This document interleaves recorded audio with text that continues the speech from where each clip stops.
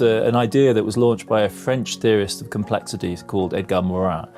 And then it was picked up by Jean-Claude Juncker, the president of the European Commission, in 2015, 2016 to describe the experience of trying to govern Europe when you had to deal with the Greek debt crisis, Putin's first aggression against Ukraine, and the sort of rumblings of Brexit in the background, and the refugee crisis in Syria spilling over into Europe.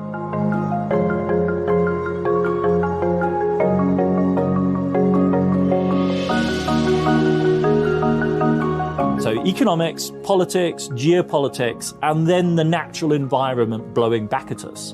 And those four things, they don't reduce to a single common denominator, right? They don't reduce to a single factor. And that's why I think the polycrisis term has a real utility, descriptively as much as anything else, because it's kind of hand-waving. Of course, it's kind of arm-waving. It's going, look, there's a lot of stuff happening here all at once.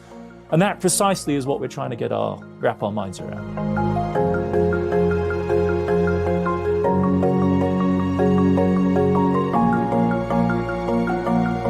If you just read a newspaper or watch the news, in a sense, you are presented with this collage. And the collage begins to just look incoherent and crazy to the point where you begin to wonder whether you actually sort of be able to any longer trust your own senses. And what the polycrisis concept says is, relax. This is actually the condition of our current moment.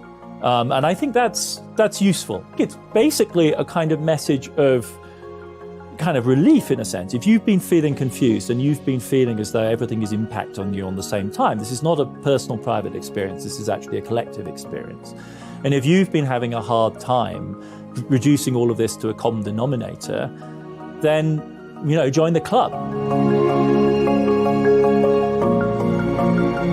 The unfolding of this current moment starts in 2008, which is simultaneously not just the financial crisis, which we all remember, but also Putin's first aggression against Georgia. It is also the breakdown of the WTO in the Doha round. It is setting the stage for the disappointment of the Copenhagen climate talks. And then on top of everything else, there was a swine flu epidemic in 2008-9. And so in a sense, you already see there many of the elements of the current moment coming together.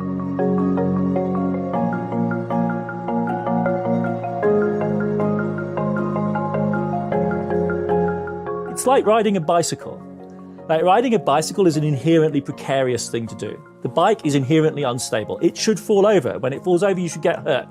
On the other hand, if you learn how to ride it, it's God's gift. It was arguably one of the most radical inventions of the late 19th century, and hundreds of millions of people all the way around the world experienced emancipation because of those two wheels and that chain, right? And so it's fragile, it can break, it's something that came out of nowhere as a piece of invention. It opened the door to all sorts of other things. It requires skill to ride it, and if you ride it badly, you'll end up really badly hurt. And that, to me, is quite a good image for the challenge of modernity.